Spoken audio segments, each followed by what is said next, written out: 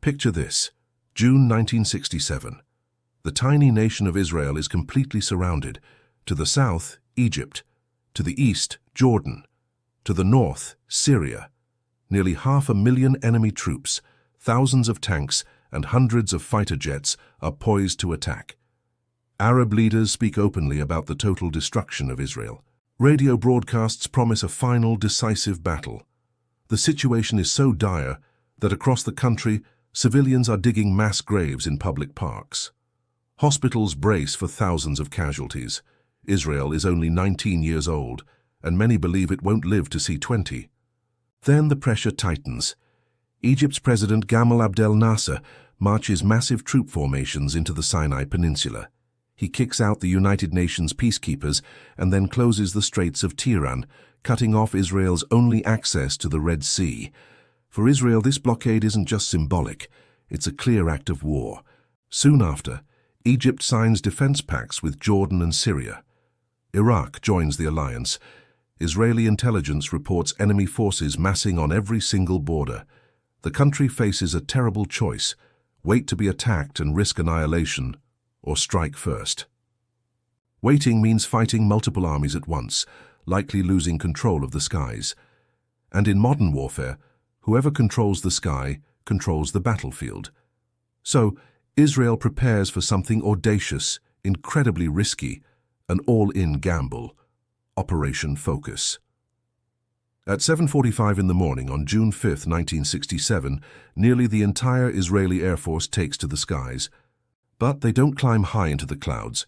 They fly low, extremely low, just meters above the ground and the sea, staying completely under enemy radar. If this mission fails, Israel will have almost no air force left to defend itself. At that very moment, Egyptian pilots are eating breakfast. Their commanders are confident, believing Israel would never dare to strike first. Their fighter jets sit parked in neat lines on the runways, totally unprotected. Suddenly, Israeli jets scream over the Egyptian airfields. The first bombs crater the runways, trapping the planes on the ground. Then, a second wave of Israeli jets hits the aircraft themselves. Explosions rip across the tarmac.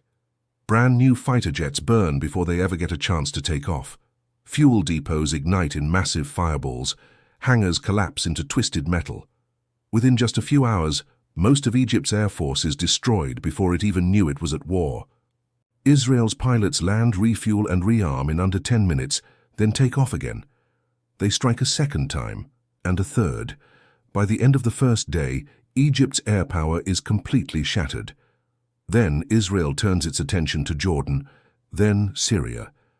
By sunset on day one, Israel commands the skies. And the ground war is just beginning. In the vast Sinai Desert, Israeli armored divisions advance with lightning speed. The Egyptian forces are numerous, heavily equipped, and dug into strong defensive positions. But they no longer have any air cover. Israeli jets relentlessly pound their supply lines and command posts. Confusion spreads like wildfire among the Egyptian officers. Communication breaks down. Retreat orders turn into a chaotic rout. Israeli tanks push deep into the desert, outmaneuvering much larger formations. Paratroopers are dropped behind enemy lines, creating panic and disruption. In just 3 days, Israeli forces reach the Suez Canal. The entire Sinai Peninsula has fallen. Meanwhile, fierce fighting erupts in Jerusalem after Jordan enters the war. This battle is different. It's deeply emotional, symbolic. Israeli and Jordanian forces clash in brutal urban combat, fighting for every street, every building. Then, on June 7th, Israeli paratroopers break through to the Old City.